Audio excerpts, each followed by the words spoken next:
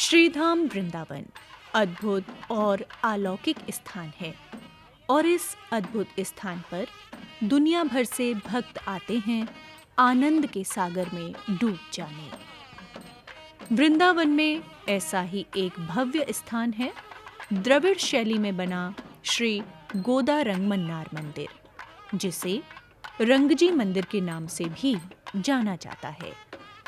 ये मंदिर दक्षिण और उत्तर भारतीय वास्तुकला का एक दुर्लभ और उत्तम मिश्रण है। मंदिर का मुख्य द्वार 93 फीट ऊंचे मंडप से आच्छादित है। ये मथुरा शैली का है। पश्चिमी द्वार से प्रवेश करने पर विशाल गोपुरम देखा जा सकता है। रंगनाथ जी मंदिर में 60 फीट ऊंचा और लगभग 20 फीट भूमि के अंदर धंसा हुआ तांबे का एक ध्वज स्तंभ बनाया गया है, जो कि स्वर्ण पत्रक से ढका हुआ है।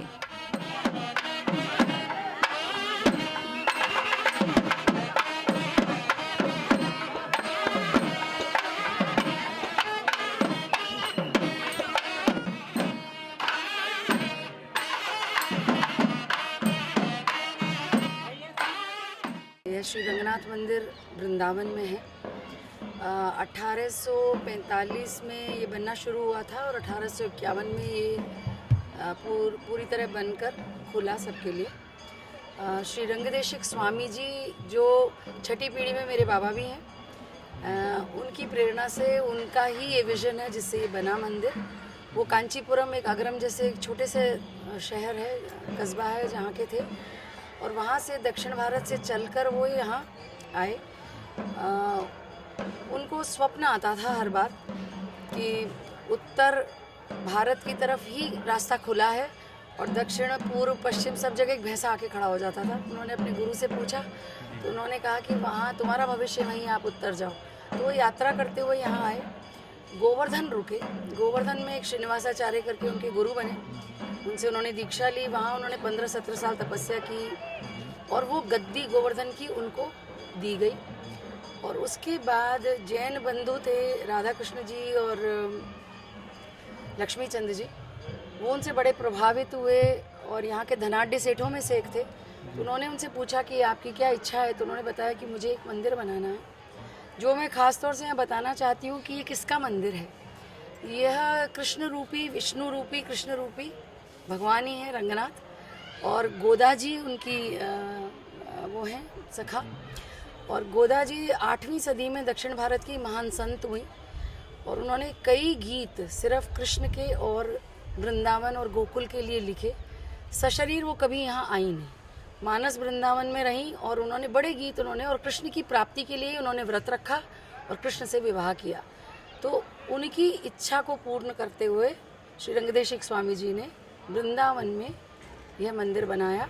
यह मंदिर गोदा रंगमन्नार भगवान को समर्पित है।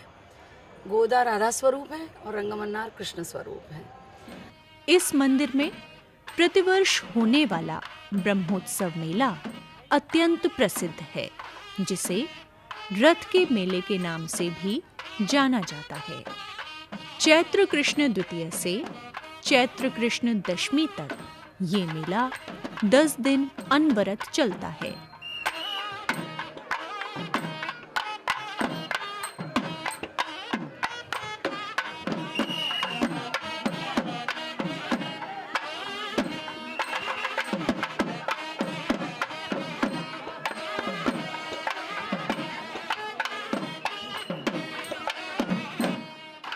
इसका संचालन श्रीरंग मंदिर ट्रस्ट बोर्ड के द्वारा होता है। 365 दिन साल के होते हैं और यहाँ पर लगभग 388 उत्सव मनाए जाते हैं। लगभग एवरीडे करीब करीब एक उत्सव आ जाता है। हर महीने में यहाँ उत्सव होता है। उत्सव प्रिय भगवान है गोदा रंगमन्नार। भक्ति तो है ही है, संपूर्ण ब्रज में भक्ति है, लेकिन भक्ति के साथ में उत्सव है। और प्रभु जो है यहाँ पर मंदिर को प्रांगण को छोड़कर बाहर निकल के दर्शन देते हैं भक्तों को, भक्तों के साथ में जो है एंजॉय करते हैं। तो इसमें 10 दिन के उत्सवों में मुख्य उत्सव जो हैं अलग अलग दिन में अलग अलग हैं। सुबह और शाम को ब्रह्मोत्सव में सवारियां निकलती हैं और भगवान उसमें अलग अलग वाहनों पे सवार होकर निकलते हैं प्रभु, और निकल कर मंदिर के प्रांगण से बड़े बगीचे तक जाते हैं और वापस मंदिर प्रांगण में आते हैं। नित्य प्रति अभिषेक होता है, नित्य प्रति यज्ञ होता है, ध्वजारोहण और ध्वजा अवरोहण के साथ में उत्सव प्रारंभ और समाप्त होता है। दर्शनार्थियों की जबरदस्त भीड़ मंदिर प्रांगण में इन दिनों रहती है।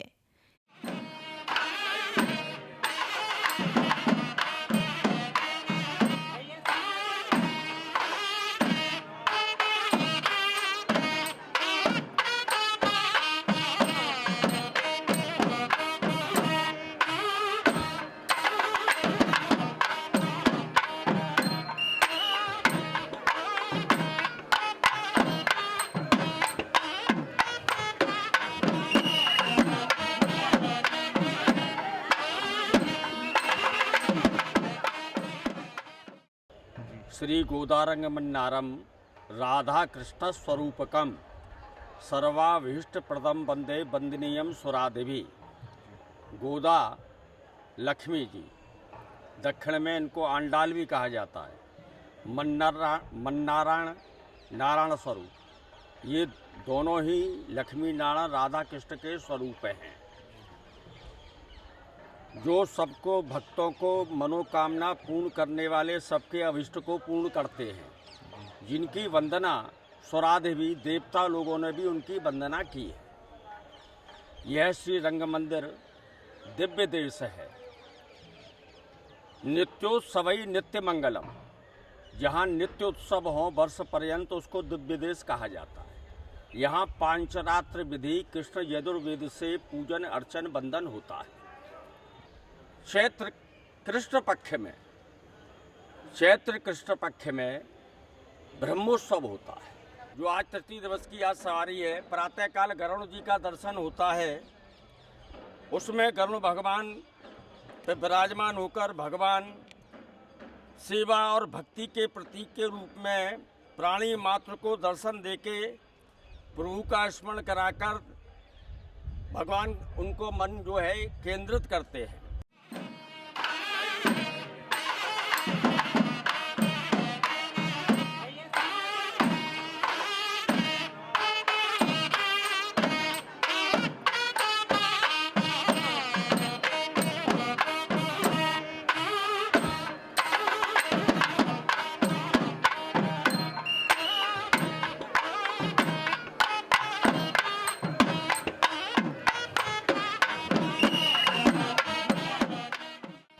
ब्रह्मोत्सव में मुख्य आकर्षण का केंद्र चंदन की लकड़ी का भव्य रथ होता है।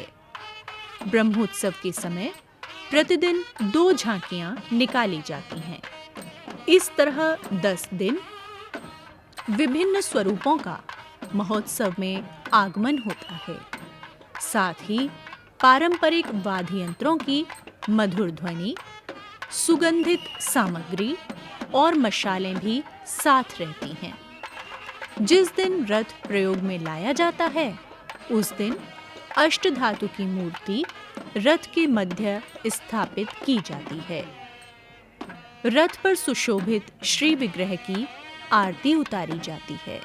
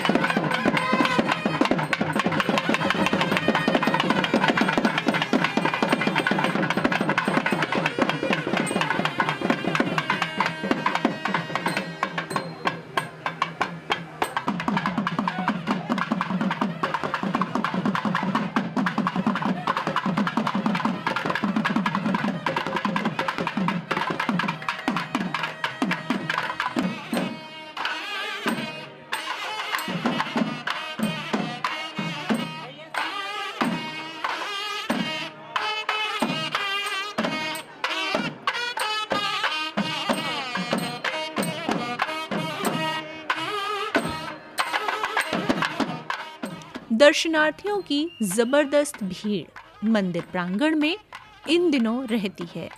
देश ही नहीं, विदेश से भी लाखों की संख्या में श्रद्धालु इन दिनों यहाँ आते हैं और इस भव्य ब्रह्मोत्सव के साक्षी बनते हैं।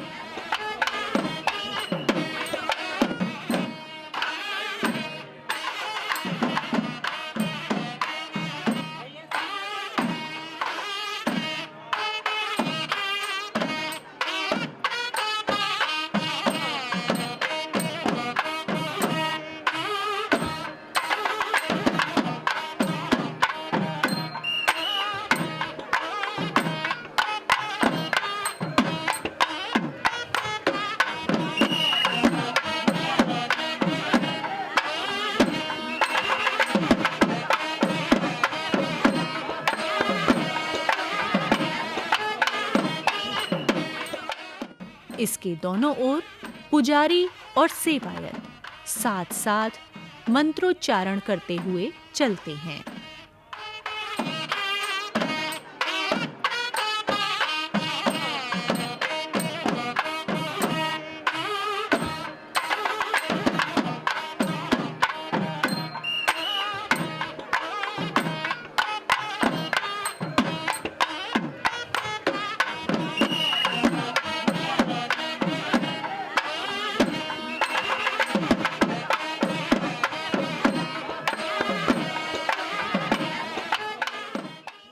आतिशबाजी का शानदार प्रदर्शन किया जाता है।